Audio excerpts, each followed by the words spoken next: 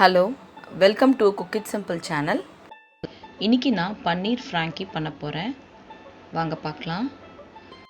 பன்னீர் ஃப்ராங்கிக்கு நான் 2 சப்பாத்தி எடுத்திருக்கேன். நான் கோதுமை மாவில் தான் பண்ணியிருக்கேன். இந்த சப்பாத்தியை நீங்கள் மைதா மாவு கூட நீங்கள் இதுக்கு யூஸ் பண்ணிக்கலாம். நான் ஒரு 200 கிராம் பன்னீர் எடுத்திருக்கேன்.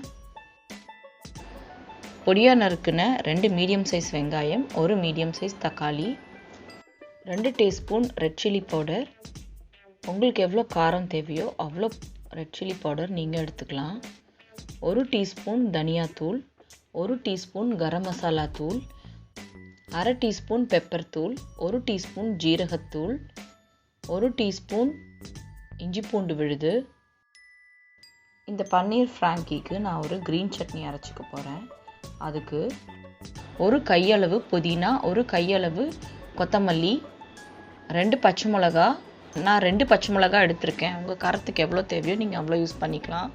3 பல் பூண்டு, ஒரு 5 துண்டு இஞ்சி, 1 டீஸ்பூன் அளவுக்கு லெமன் ஜூஸ். ஒரு மிக்ஸி ஜார் எடுத்துக்கிறேன். அதில் நம்ம எடுத்து வச்சுருக்க புதினா, கொத்தமல்லி, இஞ்சி, பூண்டு, பச்சை மிளகா எல்லாத்தையும் போட்டிருக்கேன். 1 டீஸ்பூன் அளவு லெமன் ஜூஸ் அதையும் போட்டு நல்லா இதை மிக்ஸி ஜாரில் கொஞ்சமாக தண்ணி விட்டு நல்லா இதை ஸ்மூத்தாக அரைச்சி எடுத்துக்கிறேன். பாருங்கள், நான் நல்லா ஸ்மூத்தாக அரைச்சி எடுத்து வச்சுருக்கேன். ஃப்ராங்கி பவுடர் செய்யறதுக்கு தேவையான பொருட்கள்: 1 டீஸ்பூன் மிளகாத்தூள், 1 டீஸ்பூன் தனியாத்தூள், 1/4 டீஸ்பூன் பெப்பர் தூள், அரை டீஸ்பூன் ஜீரகத்தூள், 1 டீஸ்பூன் சாட் மசாலா, கொஞ்சம் சால்ட். ஃப்ராங்கி பவுடர் ரெடி பண்ணிக்கிறேன். 1 டீஸ்பூன் மிளகாத்தூள், 1 டீஸ்பூன் மல்லித்தூள், 1/4 டீஸ்பூன் மிளகுத்தூள், அரை டீஸ்பூன் ஜீரகத்தூள், 1 டீஸ்பூன் சாட் மசாலா. இந்த பவுடருக்கு தேவையான அளவு உப்பு அதையும் போட்டு நான் நல்லா மிக்ஸ் பண்ணிக்கிறேன். இந்த நல்லா மிக்ஸ் பண்ணி நம்ம எடுத்து வச்சுக்கலாம். இங்கே பாருங்கள், இப்போ நான் ஃப்ராங்கி பவுடர் ரெடி பண்ணிட்டேன். பன்னீர் நான் இந்த மாதிரி ஸ்கொயர் ஷேப்பில் கட் பண்ணி எடுத்து வச்சுருக்கேன். ரொம்ப மெலிசாக கட் பண்ணாதீங்க, இந்த மாதிரி மீடியம் சைஸில் கட் பண்ணிக்கோங்க. இப்போ நான் ஒரு மிக்ஸி ஜார் எடுத்துக்கிறேன்.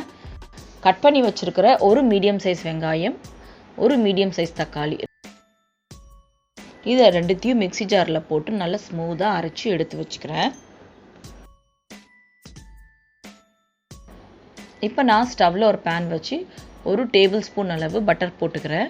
இந்த பட்டர் நல்லா மெல்ட் ஆன பிறகு நம்ம இப்போது அரைச்சி வச்சுருக்கிற தக்காளி வெங்காய விழுத போட்டுடுறேன். ஃபஸ்ட்டு இதை நல்லா நான் வதக்கி விட்டுறேன். இதோட பச்சை வாசனை போகிற அளவுக்கு இதை நான் நல்லா வதக்கி விட்டுறேன். இது பச்சை வாசனை போய் நல்லா வதங்கிட்ட பிறகு எடுத்து வச்சுருக்கிற மிளகாத்தூளை போட்டுடுறேன், கரம் மசாலா தூள் போட்டுடுறேன், ஜீரகத்தூள் போட்டுடுறேன்,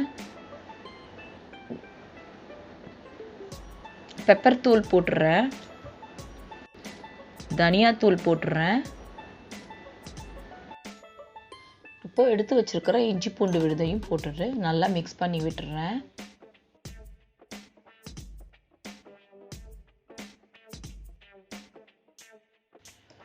இது நல்லா வதக்கிட்ட பிறகு இந்த கிரேவி கொதிக்கிற அளவுக்கு நான் தண்ணி ஊற்றிக்கிறேன். தண்ணி ஊற்றி நல்லா இதை கொதிக்க விட்டுறேன்.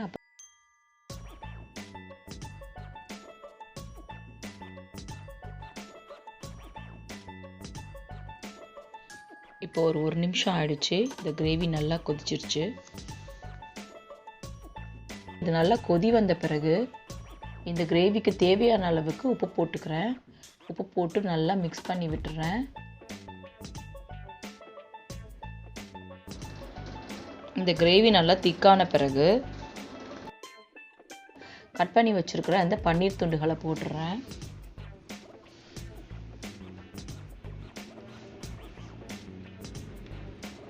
இது நம்ம அந்த பன்னீரை ஸ்டஃப் பண்ண போகிறதுனால இது கொஞ்சம் திக்காக தான் இருக்கணும்.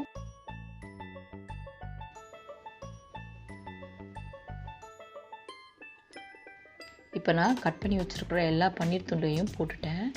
இப்போ இது நல்லா மிக்ஸ் பண்ணி விட்டுறலாம்.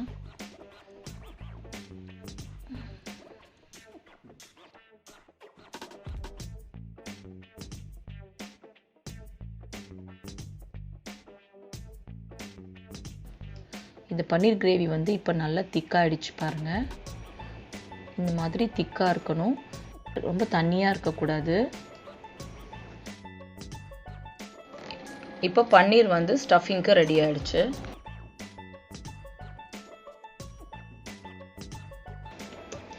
இப்போ நான் ஒரு பிளேட்டில் நம்ம ரெடி பண்ணி வச்சுருக்கிற சப்பாத்தி எடுத்துக்கிறேன். அது மேலே நம்ம அரைச்சி வச்சுருக்கிற க்ரீன் சட்னியை ஸ்ப்ரெட் பண்ணி விட்டுறேன்.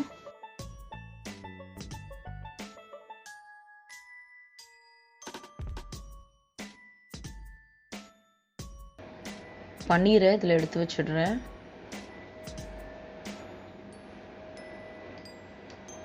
நம்ம ரோல் பண்ணுற அளவுக்கு பன்னீர் வச்சா போதும், ரொம்ப அதிகமாக வைக்க வேண்டாம்.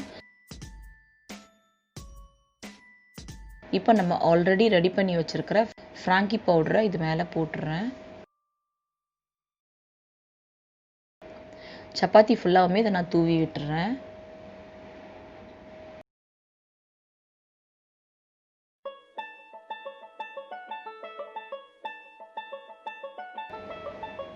இப்போ இதெல்லாம் நல்லா தூவிட்ட பிறகு மேலே கொஞ்சமாக டொமேட்டோ சாஸ் போட்டுக்கிறேன். டொமேட்டோ சாஸ் உங்களுக்கு எவ்வளோ தேவையோ நீங்கள் அவ்வளோ போட்டுக்கலாம்.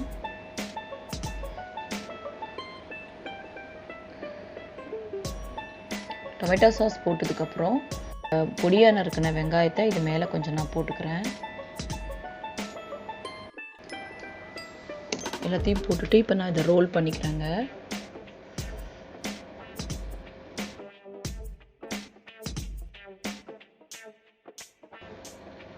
பாருங்க, இந்த மாதிரி ரோல் பண்ணி நான் எடுத்து வச்சிருக்கேன்.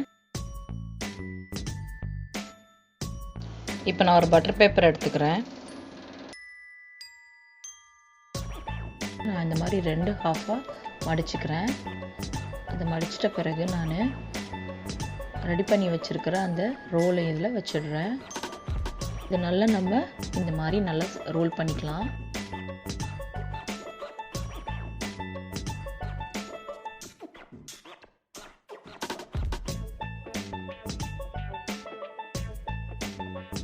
இப்போ பாருங்கள், நான் ரோல் பண்ணி எடுத்துட்டேன். அவ்வளோதாங்க, பன்னீர் ஃப்ராங்கி ரெடி ஆகிடுச்சு. இந்த பன்னீர் ஃப்ராங்கியை இந்த மாதிரி நம்ம வீட்லேயே நம்ம குழந்தைங்களுக்கு செஞ்சு கொடுக்கலாம். இதை நீங்களும் ட்ரை பண்ணி பார்த்துட்டு எனக்கு கமெண்ட்ஸ் போடுங்க. தேங்க்யூ. இதை தவிர நம்ம சேனலில் வெஜிடபிள் சப்பாத்தி ரோலோட வீடியோ போட்டிருக்கேன். அதோட லிங்க் இந்த டிஸ்கிரிப்ஷன் பாக்ஸில் கொடுக்குறேன். அதையும் நீங்கள் செக் பண்ணிக்கோங்க. இந்த வீடியோ உங்களுக்கு பிடிச்சிருந்தா லைக் பண்ணுங்க, ஷேர் பண்ணுங்க, கமெண்ட்ஸ் போடுங்க, சப்ஸ்கிரைப் பண்ணுங்க. தேங்க்யூ.